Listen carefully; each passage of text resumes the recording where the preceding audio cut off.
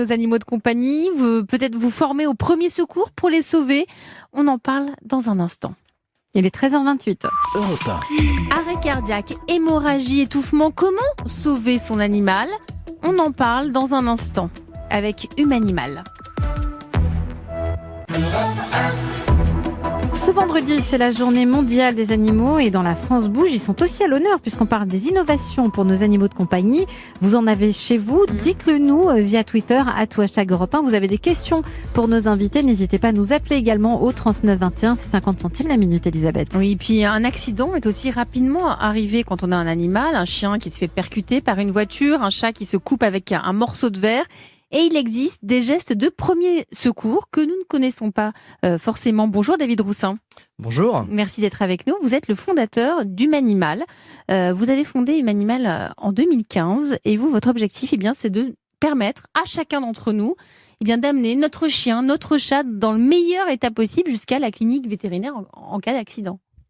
C'est un peu ça. Tout à fait. Alors, c'était le but de la création d'Humanimal. C'était réellement de pouvoir offrir à tout le monde, professionnel ou tout simplement propriétaire, d'un chien ou d'un chat, la capacité déjà de pouvoir détecter qu'il y a un problème suffisamment tôt, sans jamais se prendre pour un vétérinaire, car on n'est pas vétérinaire si on n'a pas fait des études vétérinaires. Et on s'aperçoit très vite que le jour où on a un problème avec notre chat, notre chien ou notre bébé d'amour, que très rapidement on peut passer sur une phase empathique qui peut nous empêcher de prendre la bonne décision. Être dans une, oui. Voilà. Donc l'idée était réellement de pouvoir fournir à tout le monde, qu'on soit professionnel, grand public, amoureux des animaux ou tout simplement travaillant avec des animaux dans certains métiers, la capacité de détecter un problème suffisamment tôt, de façon à pouvoir prévenir suffisamment tôt un professionnel qu'est le vétérinaire. Et puis, s'il devait arriver un accident, parce que les accidents de la vie, ça arrive pour les humains, ça arrive pour les animaux, être capable de faire le geste qui permette à votre animal, ou un animal qu'on a pu croiser dans la rue, de le stabiliser et de le transporter chez un vétérinaire, mais dans les meilleures conditions possibles, et tout simplement en évitant que sa situation vitale se dégrade, de façon à ce que le vétérinaire prenne la suite. Donc, c'est ainsi que vous avez élaboré les gestes de premier secours pour les animaux. Tout à fait, mais j'ai pas tout créé, je me suis basé sur plein de choses qui existaient déjà. Bien sûr, bien sûr. Il y a beaucoup de formations qui existent dans le monde, même en France, on a eu des superbes travaux qui ont été faits au niveau du professeur Dominique Grandjean par exemple, au niveau aussi du 132e bataillon cynophile de l'armée de terre qui gérait les chiens, qui gère toujours les chiens militaires, où il y a des cours qui ont été faits sur ce domaine, et beaucoup de documents qui sont issus d'autres pays, dans lesquels le premier secours animalier est un peu plus en avant. Et l'idée était de réellement retrouver ce que l'on a le droit de faire, parce qu'aujourd'hui on est quand même dans une société de législation, de la réglementation et du légal, ne jamais rentrer dans l'exercice de la médecine vétérinaire, tout en permettant à tout le monde de faire un geste. De pouvoir faire un geste pour sauver son animal. Voilà. Vous donnez des conseils dans une série aussi de vidéos. Je vous propose justement d'écouter, voici ce que ça donne. Bonjour, aujourd'hui dans cette vidéo nous allons parler de l'étouffement, ou tout au moins des méthodes qui permettent d'éviter l'aggravation de l'état de votre animal lorsque malheureusement il a pris un objet, un petit jouet, voire de la nourriture dans la gueule et qu'il l'a avalé, même mal avalé vu que c'est parti dans les poumons. Ou tout au moins bloqué au niveau du carrefour oropharyngé. Les techniques que nous allons voir vont concerner aujourd'hui le petit chien ou le chien de taille moyenne. Donc, sauver un chien ou un chat d'un étouffement ou lui faire un massage cardiaque, il y a une technique bien précise, c'est pas du tout comme avec un être humain. Alors la problématique de la comparaison justement entre le secourisme humain et le secourisme animalier, elle est fondamentale. De mon passé, de ma première vie travail, j'étais dans le métier du premier secours humain. Je dis le métier parce que c'est un domaine d'expertise. On ne sauve pas n'importe quelle problématique humaine de n'importe quelle façon. Quand je me suis lancé dans l'animal, la première chose que j'ai fait, c'est d'étudier, de regarder comment ça fonctionnait l'animal, que ce soit en zoo, que ce soit en éthologie, parce que fondamentalement, l'animal ne répond pas du tout des mêmes critères en termes de stress par rapport à un dégât, par rapport à quelque chose qui l'a énervé.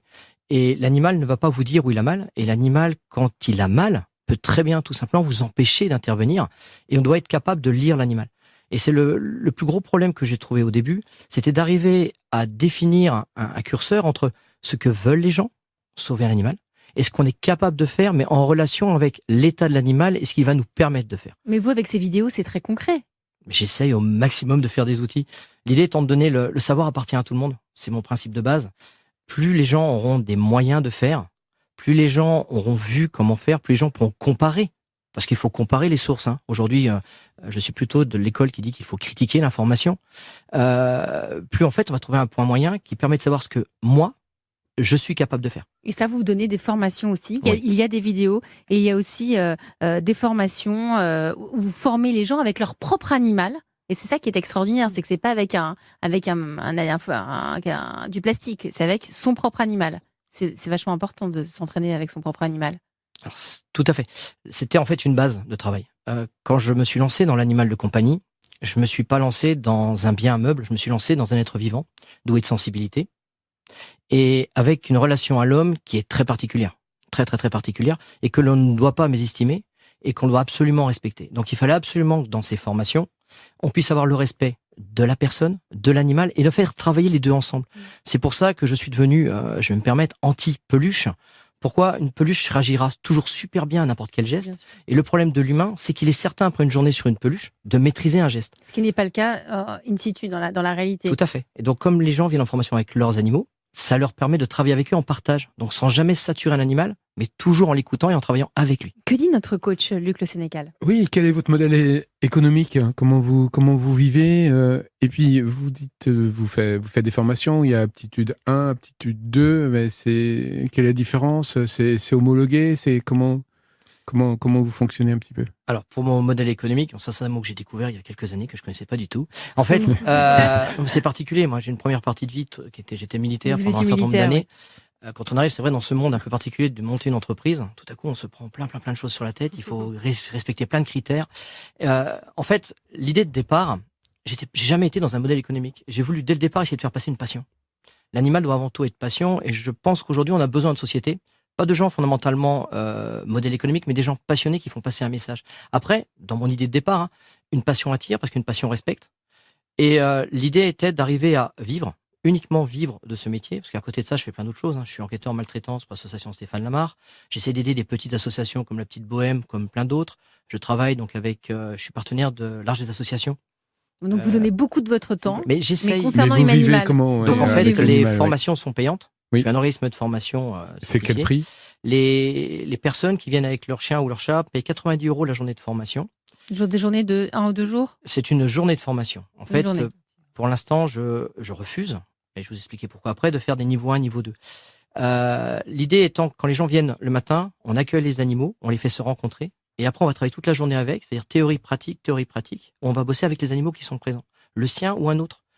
Et derrière, on finit des fois tard le soir, mais on est sur de l'andragogie, pas de la pédagogie. Et c'est vrai que quand les gens veulent apprendre, en fait, des fois, on se retrouve avec des grands moments de plaisir partagés. C'est tout. Bien sûr. Mais j'ai peut-être une suggestion. Je suis vraiment fan des animaux, mais vous pourriez pas avoir une option comment éduquer les maîtres? Alors, pour répondre à votre question, mais qui est totalement justifiée. En fait, et je l'entends très souvent, parce que je m'occupe aussi énormément de travailler sur changer le regard des gens par rapport aux chiens dits de catégorie, aux chiens dangereux. On a un très gros problème humain, c'est qu'on ne connaît pas l'animal. On voudrait le connaître, on achète un animal, mais on devrait toujours entrer en possession de l'animal, mais en ayant appris comment il fonctionne, quels sont ses besoins, qu'est-ce qu'on va avoir besoin d'investir dans sa vie pour lui, ce qui évitera de tomber à un moment donné dans de la maltraitance sans le faire exprès, ou de l'abandon. On va continuer justement à en parler de cette maltraitance, cet abandon. Comment est-ce que vous vous occupez de vos animaux? On attend aussi vos témoignages, vos questions au 3921, bien sûr. Il est 13h38. Europe 1. Restez avec nous, on attend vos questions, vos réactions. Vous aussi, faites-vous attention à vos animaux de compagnie. Pensez-vous à vous former pour tenter de sauver votre animal en cas d'accident? Appelez-nous pour nous parler de vos choix. Comment voyagez-vous aussi avec votre animal? On attend vos témoignages au 3921.